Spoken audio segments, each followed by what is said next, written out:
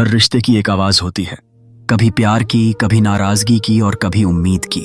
मगर कुछ रिश्ते ऐसे भी होते हैं जो सिर्फ खामोशी में जीते हैं, बिना किसी शिकायत के, बिना किसी मांग के। यह कहानी है एक ऐसे इंसान की जिसकी जिंदगी में मां कभी बोली नहीं, मगर उसने सब कुछ कह दिया। बिहार के एक छोटे से गांव नवादा में एक लड़का था, मयंक। बचपन से ही उसका जीवन संघर्ष से भरा था। पिता ने जब मयंक 2 साल का था तब घर छोड़ दिया। मां सुनीता देवी गूंगी थी, वो बोल नहीं सकती थी, मगर उसकी आंखें बोलती थीं। उसकी ममता चुप नहीं थी। मयंक को कभी ये समझ ही नहीं आया कि मां बिना बोले कैसे सब समझ जाती थी। जब स्कूल में किताबें चाहिए होती, मां खेतों में मजदूरी करके पैसे ला देती। जब मयंक बीमार होता, मां पूरी रात उसके सिरहाने बैठी रहती, बिना बोले। गांव वाले अक्सर मजाक उड़ाते, अरे तेरी मां तो अपाहिज है किस काम की। मगर मयंक जानता था कि उसकी मां की खामोशी में एक पूरी दुनिया छुपी है। मयंक पढ़ाई में तेज था। मां ने कभी उसकी पढ़ाई नहीं रोकी, भले ही 2 दिन भूखा रहना पड़े। गांव के स्कूल में 10वीं तक पढ़ने के बाद उसने पटना जाकर कॉलेज में दाखिला लिया। हॉस्टल का खर्च, किताबें, फीस आते था। यह सब कोई चमत्कार नहीं था, ये मां की रात रात भर ईंट ढोने की मेहनत थी। उसने इंजीनियरिंग पास की, एक बड़ी कंपनी में जॉब लग गई। पहली सैलरी से वो सीधा गांव लौटा। मां के लिए साड़ी, चप्पल और एक सुनहरी चेन लेकर जब मां ने उसे देखा, वो मुस्कुराई।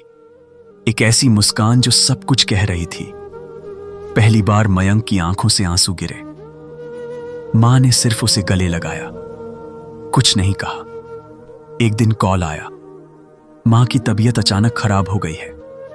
मयंक ने फ्लाइट ली और गांव पहुंचा। मां अस्पताल में थी। डॉक्टर ने कहा मस्तिष्क में नस फट गई है, 24 घंटे ही है। मयंक टूट गया। आईसीयू के बाहर बैठकर उसने मां का हाथ पकड़कर कहा, मां तुम बोलती क्यों नहीं, एक बार कुछ बोलो। सिर्फ एक बार मां की आंखों से आंसू बहे और अचानक उसने होंठ हिलाए। मयंक, बस इतना ही कहा और आंखें बंद कर लीं। मयंक फूट फूट कर रोया। उसकी मां ने जीवन में पहली और आखिरी बार उसका नाम लिया था। अंतिम संस्कार के बाद मयंक गांव के पुराने कमरे में गया। मां के पुराने बक्से से एक डायरी निकली। उस पर लिखा था, मेरे मयंक के लिए। उसने पढ़ना शुरू किया। मां ने इशारों में कैसे हर खुशी दी, कैसे लोगों के ताने सहे, कैसे पेट काटकर बेटे की फीस भरी। सब लिखा था, एक पन्ने पर लिखा था, मैं गूंगी नहीं थी बेटा। बचपन में जब तेरे पापा ने मुझे जलाने की कोशिश की, मेरी आवाज चली गई। मैंने न्याय मांगा मगर किसी ने नहीं सुनी। तब से मैंने कसम खाई, अब किसी से कुछ नहीं कहूंगी, बस तुझे बड़ा करूंगी।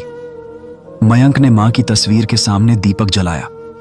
उसने अपनी कंपनी की नौकरी छोड़ दी और गांव लौट आया। उसने गांव में एक स्कूल खोला, खामोश ममता विद्यालय, जहां हर अनाथ, बेसहारा और विकलांग बच्चे को मुफ्त शिक्षा मिलती है। स्कूल के गेट पर एक पंक्ति लिखी है, जिसने कभी आवाज नहीं उठाई, उसने सबसे बड़ा इतिहास रच दिया।